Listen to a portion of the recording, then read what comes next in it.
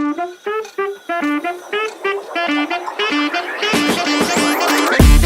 pinapa-return sa client. Ang complaint is daw lumalamig. Kaya natin ito lumalamig kasi umiinit yung umiinit yung ang ano lang dito is mainit yung siguro nag-stop yan. Yan, malamig na rin yung filter.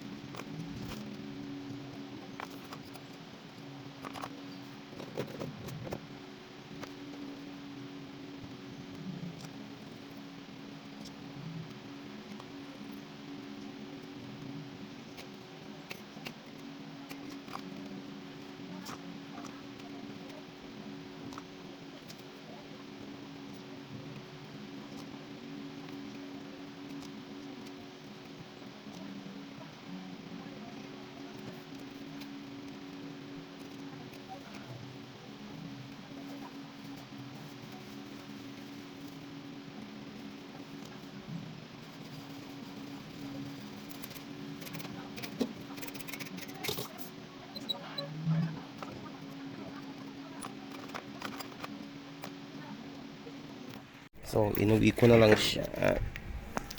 Pinull out kasi wala akong tools pang nadalang ganito pang baklas. Ito siya.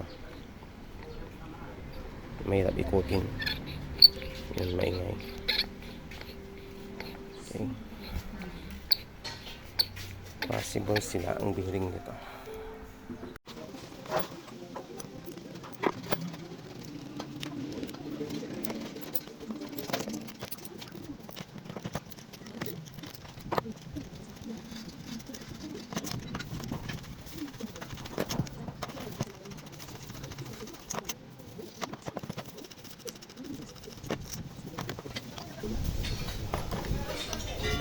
So ito matigas.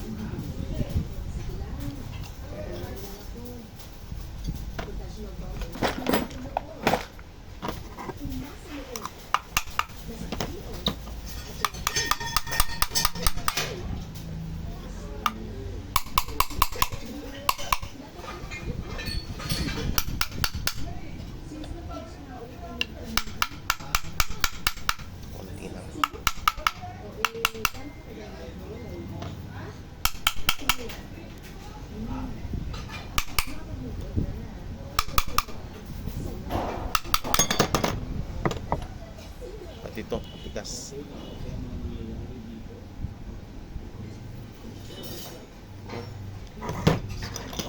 Puller.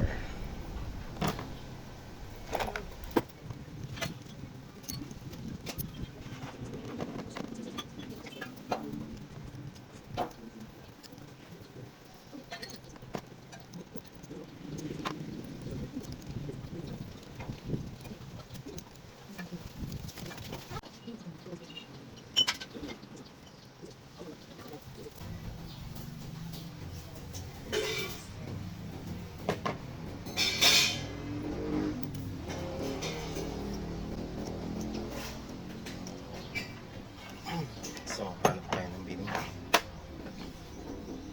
So, napalitan na natin. Smooth na siya. Ito yung luma.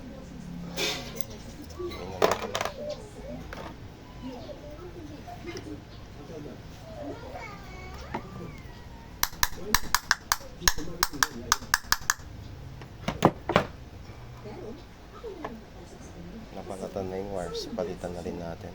Okay. So, mahaba na yung video, kakat ko lang. So, testing. Lambot na siya, di tulad kanina. So, ito yung bearing. Let's try. Oops. Diba? Tahimik na. So, explain ko na lang at the end of the video kung ano ang halaga ng ganito sa condenser. Okay?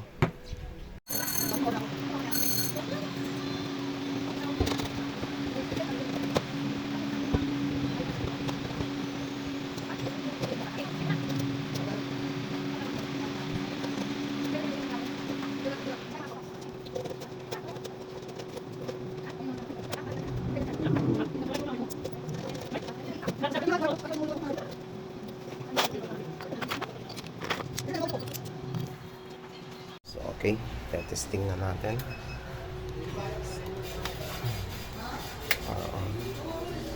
So, may delay to na I think 3 minutes. So, yung pan handlers, okay naman. Antayin na lang natin. Okay. Kung titingnan nyo, hindi na siya kasing ingay nung kanina. Tahimik na tahimik na. Okay, and 29. Balikan natin mamaya kasi lilinisan natin. Lilinisan natin yung bababa yan. Tingin ko bababa na yan. Normal na yan. Kasi may init to yan dito. Hindi na kailangan na sukatan ko pa to. Okay. Okay, so yun. Malinisan na natin. Clear na siya. Dito mo kami. And bumaba na lang 26 na. Okay. So, check ko muna yung aircon doon. Balikan ko ito mamaya kung bababa pa to sa 6. 2 hanggang 8. 2 yung cut off. 8 yung, ay, tama, 8 yung So, ganito yung pag-analyze natin. Kung ano yung sira. So, first is client complaint. Client complaint, okay. Ang complaint niya is hindi daw lumalamig. So, no cool. And maingay. So, noisy. Okay. Hindi natin alam kung ano yung noisy na tinawag niya. So, next, tinignan natin. Nakita natin, defect found is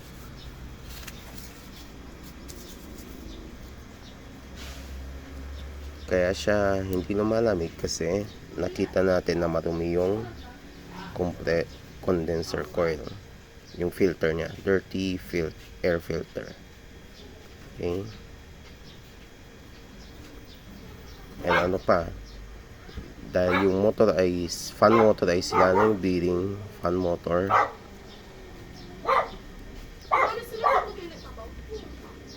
defective yung kanyang bearing. Dahil sira yung bearing, minsan iikot siya, minsan hindi. Pag hindi siya umikot, so dito, pag hindi siya umikot, ano ba ito yung condenser coil natin? Condense, ito yung evaporator. Ito na yung filter. Ito yung capillary. Okay. Pag hindi ito umiikot, yung init nitong condenser coil ay hindi niya mailabas ng maayos. Okay. So, paano nyo na-epektuhan yung lamig? Pag hindi na ilalabas ng maayos yung init, nakakaroon ng high temperature. Pag nakakaroon ng high temperature dito, nakakaroon din ng sobrang taas na pressure. High pressure. Pag nagkaroon ng mataas na pressure, mahihirapan yung compressor natin. So, mahihirapan siya magtrabaho. So, umiinit to, nakakaroon ng high ampere. Okay. So, pag ito, tumas na yung high ampere at uminit, meron tong thermal cut-off sa loob. Okay. Pag uminit na siya, magka-cut off yung thermal cut off niya, mag-off yun, then magsha-shutdown yung compressor natin. shutdown compressor. Okay, then pag ano na siya, lumalamig na, nawawala na yung init, then mag-on ulit, magko-close ulit si thermal cutoff. So mag-on siya ulit hanggang paulit-ulit to ulit. So ang complaint niya hindi lumalamig naman talaga yun. Hindi lang niya naaabot yung temperature na gusto niya dahil hindi siya dire-diretso. Okay, putol-putol yung pag-andal niya. Kasi yung chiller is dapat umandal siya ng 2 to 8 degrees Celsius. Okay. Kaya lang hindi niya naaabot dahil nga sa scenario na to. Possible scenario. Hindi ko naman sinabi na ganito talaga yung nangyayari, pero possible na ganito yung effect ng sirang fan motor. Okay?